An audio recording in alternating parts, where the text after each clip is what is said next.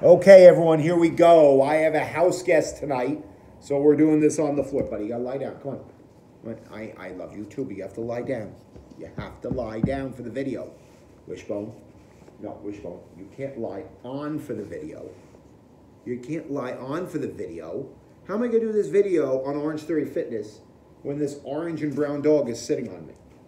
What are you doing? Do you belong on that couch? Do you belong on that couch? Tell the people, you belong on that couch? Oh, well, thank you. Well, thank you. I'm glad you respect my authority. Okay, now you're sleeping on my back. Okay, so someone today asked about Orange Theory Fitness. And I'll get into what Orange Theory Fitness actually is, but let me read this, because this is kind of like the mission statement of what they do. So this is called the Orange Effect. Sounds like something you'd pay some squirrely dude 20 bucks for at Burning Man, but whatever. Backed by the science of post-exercise oxygen consumption. So apparently we have things like chemistry, biology, and EPOC. Apparently it's its own branch of science. It's so important. EPOC, exercise, post-oxygen, post-exercise, what? Wouldn't that be POC? Post-exercise oxygen consumption would be exercise post, I don't know, I guess. They reversed that, whatever. Our heart rate monitored training is designed to keep heart rates in a target zone that stimulates metabolism and increases energy. So this is called the Orange Effect. Apparently this is the whole point behind Orange Theory Fitness. The result is the Orange Effect. More energy, visible toning, opposed to being a snowman where like you're probably ripped on the inside but smooth and soft on the outside. You want that visible toning. And extra calorie burn. See, this is where they go off the rails. An extra calorie burn for up to 36 hours after your workout. All right, first off, great. If you want to monitor someone's heart rate, using a heart rate monitor is probably a good way to do that. And yes, the higher the intensity of the exercise, the greater it's going to stimulate your metabolism. And all exercise, even moderate levels of exercise, increase energy. In fact, if your exercise gets too intense, it actually can take away from your energy. But this idea of this Orange Effect, the idea where you're burning extra calories for up to 36 hours after your workout. First off, there's a lot of things that burn out extra calories. I don't want to get into something personal, but someone I know just got a lung transplant. That burns extra calories from your body adapting to it. Suffering third-degree burns, major surgery, that all boosts metabolism. I wouldn't necessarily recommend it. But what cracks me up about this is I think this company, it's called Orange Theory Fitness. It was a boutique fitness. It's a boutique fitness service. They combine cardio and weights and noise. And this is the idea. You go there, you get this Orange Effect. What cracked me up about this was, and you know I mentioned his name a lot, this guy Lyle McDonald, he wrote an article about this like all the way back, what's it, 2000, I think 14 years ago probably, almost 15 years ago he wrote an article about this. And it was about updated research into this concept of EPOC. And what this research was, I think I punched it up here, let me just make sure I get it right. So this was research, it was done by, you go to Orange Theory Fitness, ask the orange people, if they're orange, I don't even know if they're orange there, but the Oompa Loompas. Ask the Oompa Loompas about this research study by a person named Jay LaForgia, if I'm saying that right. I'm sorry, Mr. LaForge or LaForgia. I'm watching much Star Trek. R.T. Withers and C.J. Gore. It's called The Effects of Exercise Intensity and Duration. The reason I'm laughing to hear this. And duration on the exercise post-oxygen consumption. Yeah, they did that wrong. It's not post-exercise. It's excess post-exercise oxygen consumption. Okay. So this is what they found in this paper. And this is what cracks me up, because this paper was all the way back from 2006. Lyle McDonald wrote his article in 2008 now, apparently. And what the conclusion they came to in this research study, you know, because this EPOC is backed by science. Well, this is science. And it said the primary calorie burn of any exercise bout is in the exercise bout itself. So they even say in this paper, and you can look it up, I'll put it in the show notes, basically saying there was early research about EPOC, which got people really excited about weight loss. And then when they did further research, they found that it was untrue. They found that not only was the amount of calorie burn you got not significant, yes, so you can go out and not lie and say, no, it's true, you burn more calories after high intensity exercise than you would after moderate or low intensity exercise or none at all. But the question always is to what degree? Is it significant enough to actually make a difference, let alone to build a whole business off of? And the answer is no. In this paper that I'm going to give the reference to, that again Lyle McDonald wrote about, that's where I found out about. It was like I sit there and read research all day. They said the basic fact is the absolute magnitude of EPOC, the whole science of EPOC, the scientifically proven method they keep talking about, doesn't amount to very much calorie burn at all. Like there's calorie burn, but it's not enough to make that much of a difference in your workout routine and your weight loss. Which then bears the question then, if EPOC works but doesn't work to a significant enough degree to really matter, then why is Orange Theory Fitness still around? Why has the company have something like 1 million members? Why does it work?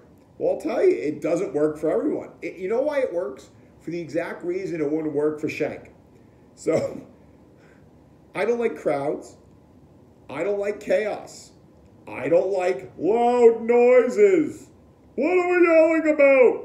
Sorry, Brick Tamlin, Anchorman, some people know what I'm talking about. The menstruation attracts bears. Great, Ron, we have bears. Okay, I'm going off on my tangents.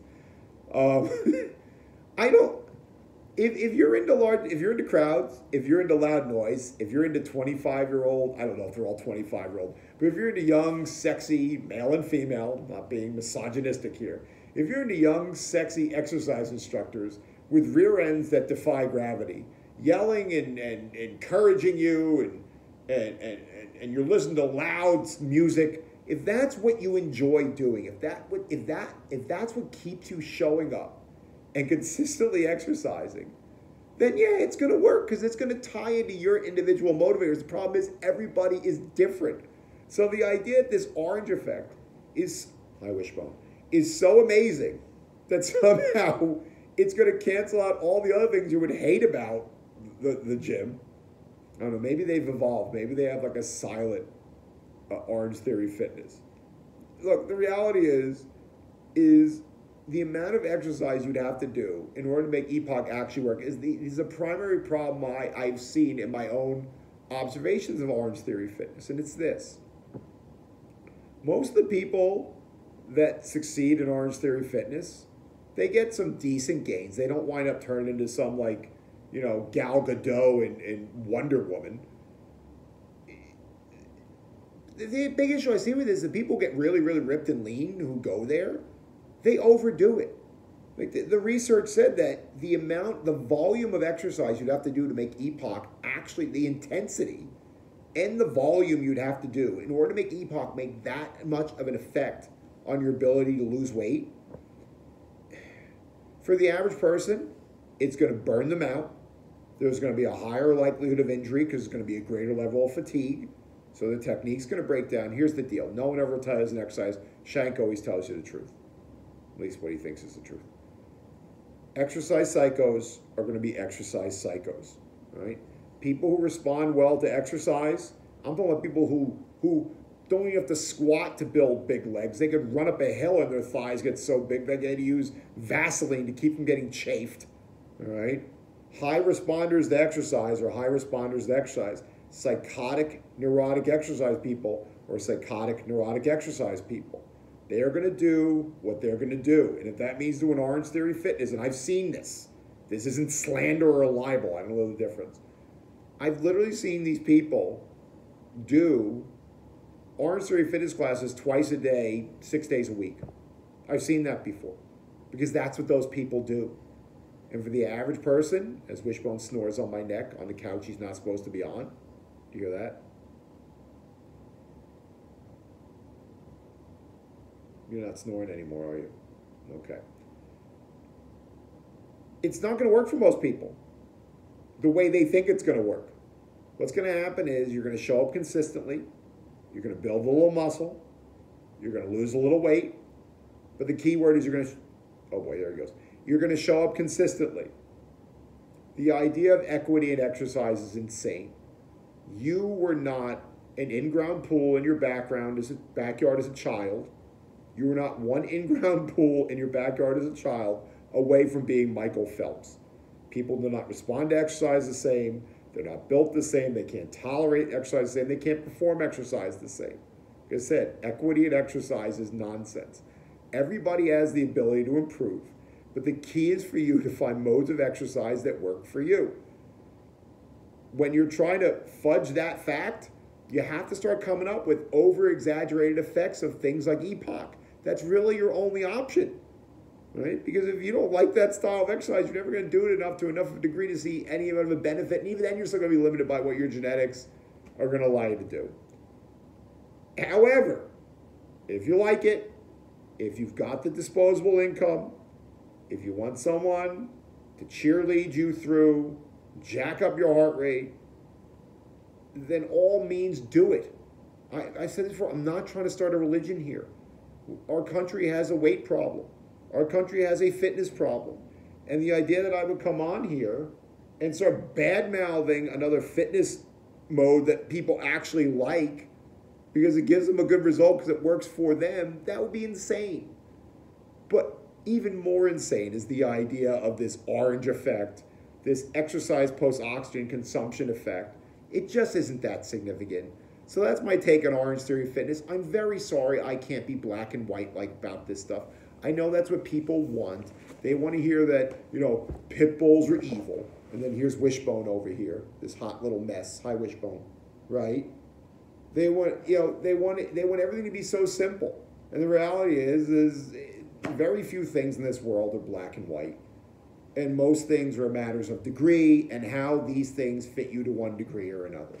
So on behalf of myself and Wishbone, who has decided to start cleaning his leg, hi buddy, we want to say thank you. We want to say thank you to Vanessa King for her insights on today's video. And I want to say thank you, obviously, to Lyle McDonald and everyone over at the Body Recomposition Facebook page for the insights they've helped give to this topic. That's really it. That's my take on Orange Theory Fitness. Yeah, I can't stop this video. He's too cute right now. Look at you. Look at those people. See, look. Look. You want a treat? You're a good boy. Ready? You want a treat? I got these little milk bones in my pocket. See these things right here? These little milk bones? Someone was stupid and took the wrong treats home from the animal shelter today. Right? Right? I took the wrong size treats home. And I got these little stupid things from big old Wishbone. Now, you're going to bite nicely, aren't you? Gentle, gentle.